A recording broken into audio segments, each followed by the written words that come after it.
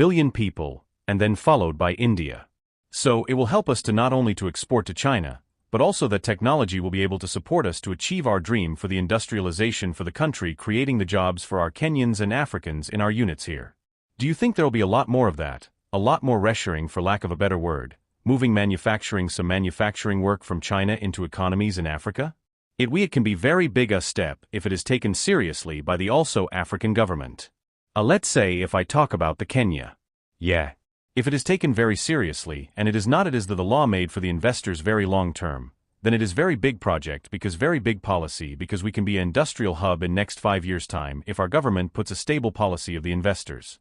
Today, the policy keeps on changing every now and then. Today there's policy, tomorrow it is changed. So no investor gets the confidence whether I put my project or not. A lot of countries say they want to move up the value chain, right? We want to stop exporting raw materials, want to export more finished goods, more processed goods. What do we need to do to make sure that we have an effective skills transfer from China as part of this zero tariff policy? Africa has got all the minerals other countries don't have. They have, but some they have, some they don't.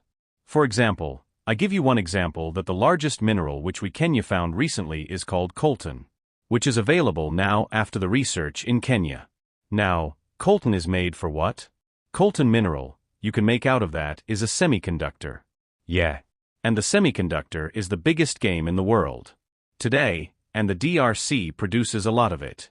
A DRC produces the coltan, Rwanda produces coltan, and we will be producing coltan Kenya.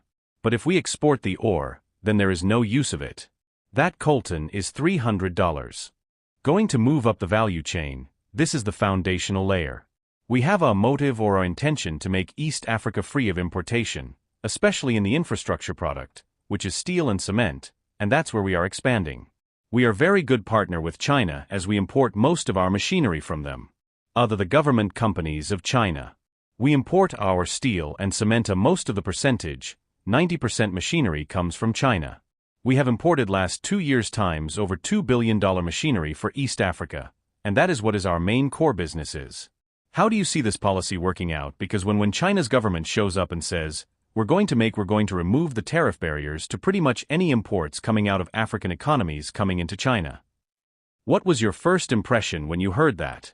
It is a great step and a very big opportunity for the Africa to grow, Kenya to grow, for East Africa to grow in industrializations, in agriculture, in medicine, in many technology, because we will be able to get a good support from China to set up the industries here. Actually, what they require and what they import can be set up a very good production unit in Kenya and an export to China, which will benefit both sides because we will be importing the Chinese machinery, technology, know-how, and also we will be able to sell that to that market because China is one of the largest market after America is 1.3. Manufacturing cooperation, technology exchange, and people-to-people engagements. It is also a time of great opportunity for our continent and indeed for our country as well. Global economic uncertainties, climate risks, and shifting trade patterns underscore the need for building economic resilience and capability. Diversifying both our export basket and our exporter base is in the end key to our economic growth strategy. In order for us to gain more access to the Chinese market, I think it will accelerate the industrialization process in our country and also Africa in general. And while the zero tariff policy appears in favor of increasing African exports to China, the story is not as straightforward. China is forgoing about $1.4 billion in tariff revenue under this expanded scheme, but improving trade obviously will take a lot more than just zero tariffs alone. Africa needs economic restructuring, industrial upgrading, and supply chain transformation. This policy should facilitate capacity building and long-term economic growth based on industrialization and digitization. Otherwise, it will just deepen Africa's status as a supplier of raw materials without moving up the value chain. It should be treated as an opportunity to optimize resource allocation to improve Africa's hardware and software infrastructure for structural transformation and long-term growth. To give you a sense of the sort of capital goods that tend to be imported from China, look no further than where we are at the moment. Big chunk of the steel that is in this particular warehouse, it's coming in from producers, from boundaries over in China, and it goes beyond that. The crane and the equipment that went to building this factory from Chinese manufacturers, and the steel is being uploaded from a truck from a Chinese manufacturer. And that gives you a sense of the depth of the nuance of the sort of imports that are coming into the African continent from China. If countries and economies are. China declared it would establish the Green Channel for African agricultural products. Under this policy, there are three core measures towards trade acceleration: priority access processing, combined risk assessment, and flexible enterprise registration. Many agricultural companies in Kenya have appreciated that effort of a China-free trade simply because we are able to get better pricing from our exporters and the China our business partners in China. We are getting more encouraged if we can partner with Chinese state corporation companies to do the export of avocado. We can expect if we do a duration of around 12 months, it's going to be an increase of maybe close to 50% of agricultural exports to China. Once this policy came into effect, 16 agricultural products from 11 African countries had gained access to China under the Green Channel policy by June 2023. This zero tariff arrangement is unilateral, so it is a special preferential tariff.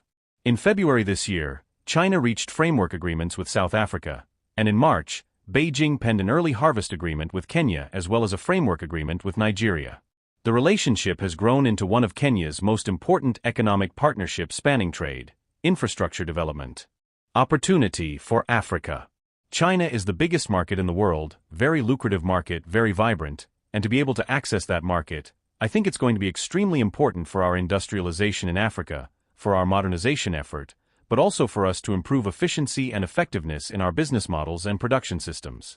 As such, it could potentially catalyze economic transformation provided that African countries align policies and build capacity that fully leverages this opening up by continuing to push forward the negotiation and signing of agreements on economic partnership for shared development and further expand access for African exports to China by upgrading the Green Channel among other measures.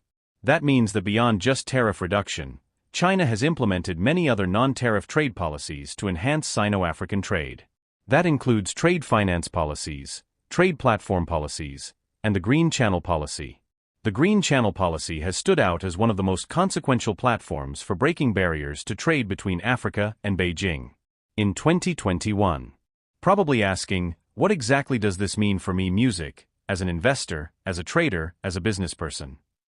Especially in the context of a trade relationship between African economies and China worth over $300 billion a year. We'll get into the details of that in this program, but first let's start with some background. In the summer of 2025, China announced the expansion of its preferential access for African nations, extending its zero-tariff policy for least developed countries to encompass all African countries with diplomatic ties to Beijing. Now, the policy eliminates all tariffs on Chinese imports originating from Africa, a measure that in principle could deepen economic ties between China and Africa by granting African exports greater access to a market of 1.4 billion people.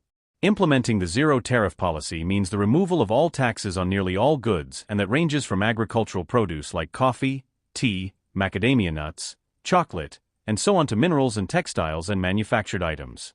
This development isn't just a diplomatic gesture.